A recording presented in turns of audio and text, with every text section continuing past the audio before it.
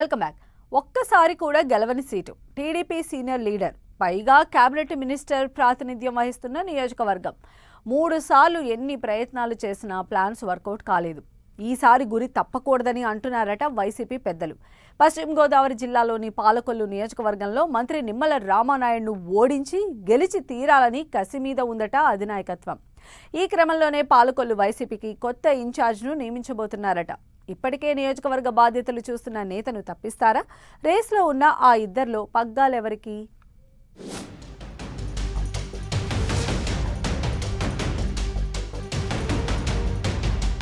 పశ్చిమ గోదావరి జిల్లాలో YCP action plan.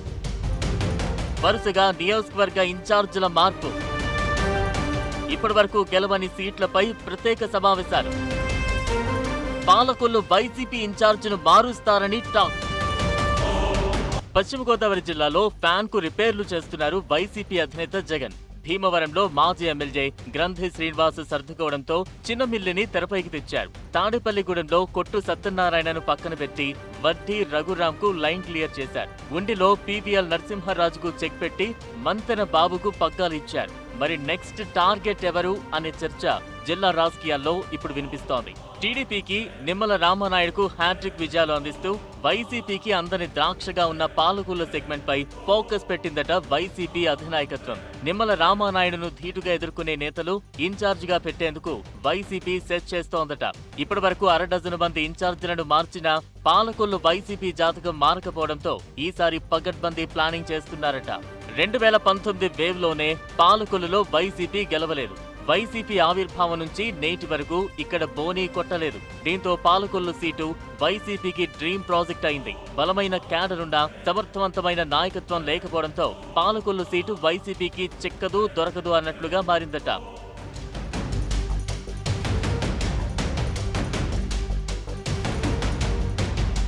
ఇప్పటికే కౌరు శ్రీనివాస్, డాక్టర్ బాబ్జీ, గున్నం నాగబాబు, మేకా శేషుబాబు, గుడాల గోపి ఇలా ఒకరా ఇద్దరా ఏకంగా 1/2 డజను మందికి పైగా ఇన్ఛార్జీలను మార్చి జగన్ అనేక ప్రయోగాలు చేశారు. కానీ ప్రతిసారి ఎన్నిక రావడం, కొత్త ముఖం రావడం, చివరకు టీడీపీ జెండా ఎగరడం పరిపాటిగా మారింది. ఎన్నికకు ప్రత్యర్థి మెజార్టీ పెరుగుతుందే తప్ప వైసీపీ తన ఓటు బ్యాంకును కూడా కాపాడుకోలేకపోతోందని సొంత పార్టీ శ్రేణులే అసంతృప్తి వ్యక్తం చేస్తున్నాయి. పాలకొల్లులో మంత్రి నిమ్మల రామానాయుడిని తట్టుకునే నాయకుడే వైసీపీకి కరువయ్యాడనే టాక్ వినబడుతోంది. అధికారంలో ఉన్నా ప్రతిపక్షంలో ఉన్నా నిమ్మల రామానాయుడు ప్రజల మధ్యలో ఉంటారన్న పేరుంది. ఆయనకు ఉన్న మాస్ ఫాలోయింగ్ ముందు వైసీపీ ఇన్ఛార్జీలు ప్రతిపక్ష పాత్రను కూడా సరిగ్గా పోషించలేకపోతున్నారట.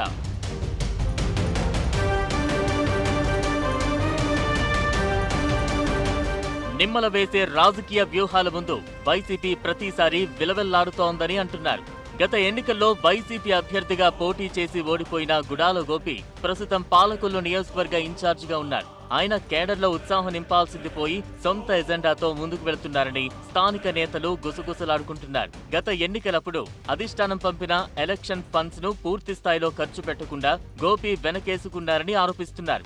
ఇక పార్టీ మీటింగ్లు, కేడర్తో సమావేశాలు తూతూ మంత్రంగా నిర్వహించి అధిష్టానానికి ఫోటోలు పంపడానికే పరిమితమవుతున్నారట. పాలకొల్లు వైసీపీలో 4-5 గ్రూపులున్నాయట. ఎవరికి వారే యమునా తీరా అన్నట్లుగా నడుచుకుంటుండగా వారిని సమన్వయం చేసి ముందుకు నడిపించే నాయకత్వ పటిమ గోపిలో లేదంటున్నారు సొంత పార్టీ నేతలు. నిమ్మలను ఢీకొట్టడం దేవుడెరుగు, కనీసం నియోజకవర్గంలో పార్టీ ఉనికి కాపాడటం కూడా ఆయనతో కావట్లేదని వైసీపీ శ్రేణులు నిరాశ చెందుతున్నాయి. ఈ క్రమంలో కొత్త ఇన్ఛార్జ్ వేట ఊపందుకుందట. పాలకొల్లులో కాపు సామాజిక వర్గం ఓటర్ల సంఖ్య చాలా ఎక్కువ. ప్రస్తుత ఇన్ఛార్జ్ గుడాల గోపి బీసీ వర్గానికి చెందిన వారు కావడంతో ఈసారి కాపు సామాజిక వర్గానికి చెందిన బలమైన ఆర్థిక శక్తి ఉన్న నేతకు బాధ్యతలు ఇవ్వాలని అధిష్టానం ఆలోచిస్తోందట. గతంలో ఇన్ఛార్జిగా పనిచేసి గత ఎన్నికల్లో సీటు దక్కక అసంతృప్తితో ఉన్న గున్నం నాగబాబు పేరు ప్రముఖంగా వినిపిస్తోంది. ఇప్పటికే జగన్ టీం నాగబాబుతో చర్చలు జరిపిందని, అందుకే ఆయన మళ్లీ నియోజకవర్గంలో యాక్టివ్ అయ్యారనే చర్చ నడుస్తోంది. అలాగే సీనియర్ నేత మాజీ ఎమ్మెల్సీ మేకా శేషబాబు పేరును కూడా పరిశీలిస్తున్నట్లుగా సమాచారం. ఆర్థిక బలముండి అందరినీ కలుపుకుని పోతూ నిమ్మల రామానాయుడిని ఢీకొట్టగల సమర్థుడెవరనే కోణంలో వైసీపీ లోతుగా ఆరా తీస్తోందట. అయితే ఎంతమంది ఇన్ఛార్జీలను మార్చినా, ఎన్ని కొత్త ప్రయోగాలు చేసినా ఇప్పటివరకు పాలకొల్లులో విజయం సాధించలేని వైసీపీ వచ్చే ఎన్నికల్లోనైనా నిమ్మల రామానాయుడు కోటను వైసీపీ బద్దలు కొడుతుందో లేదో చూడాలి మరి.